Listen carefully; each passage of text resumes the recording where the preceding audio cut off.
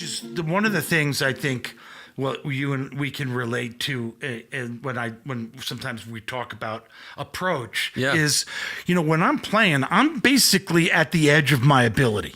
So it's not like I'm trying to hold back all of this stuff, that they call you stuff. Show me your stuff. I'm not trying to hold it back. I can't do it. I'm like at the edge of my ability. So I'm like, I'm just, I'm all in, Yeah. But it's like, I'm not like,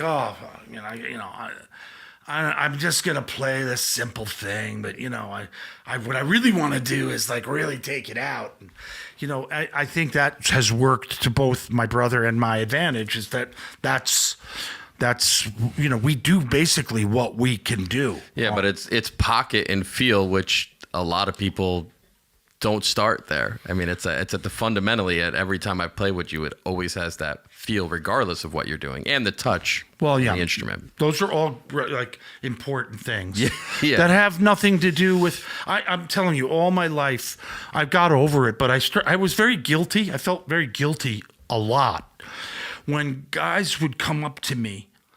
When I was younger, especially, and these are like, them too. These are kids that are like, they have the sticks in their back pocket all times. They're always practicing. Mm-hmm. They're always playing.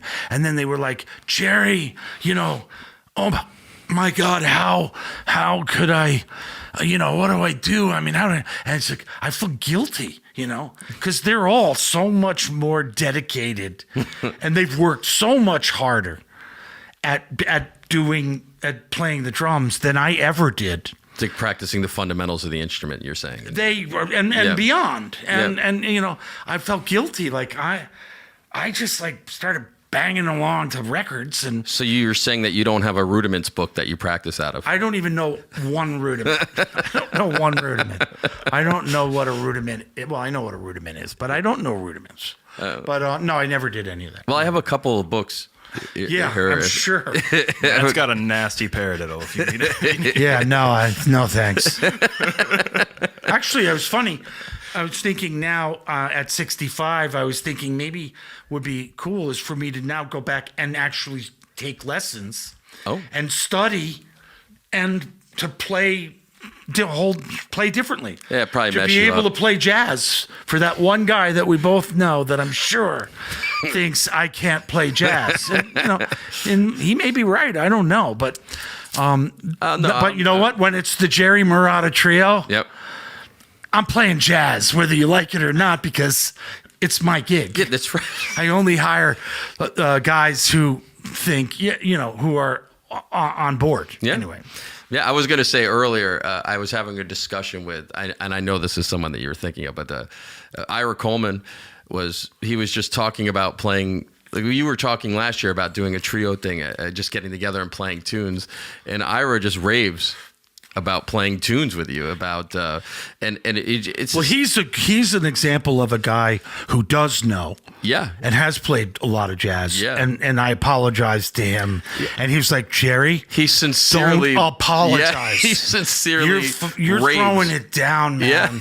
Your pocket and the groove, and I love playing brushes.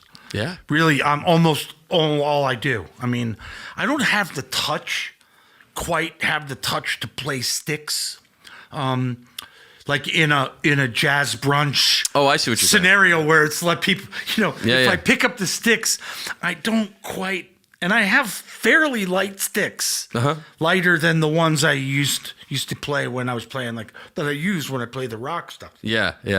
I don't quite have the touch for it, and I love brushes. They're super expressive. It's funny, but people, I remember a few years ago, there was, I think it was like Lamage, maybe. Tony Levin's in a band with Mike Maneri, Steve Gadd, Dave Spinoza, Warren Bernhardt, okay?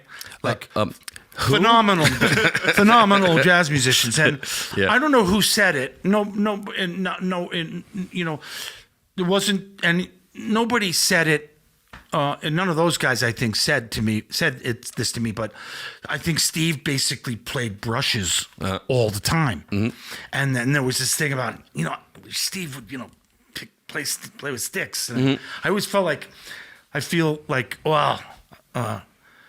I should talk to Steve about it sometime, about the brush thing, because I think I could just play what I'm going to play on Sunday morning at the Bearsville, whatever it is, and then and just play with brushes and never even pick up a pair of sticks. Yeah. It's just so great because it's kick, it's snare, it's all on the snare drum, it's all just, and it's getting those textural stuff out of a snare with the brushes without banging around on everything. And believe me, I hit the other things, but the key element is the brushes and the sound of brushes. And I'm sure all those people eating omelets appreciate it. I think they do. Yeah. I could actually mix. Yeah, they could be tossing eggs into a bowl, and I could be mixing them up. It'd actually probably be a nice sound. Yeah. Flip them.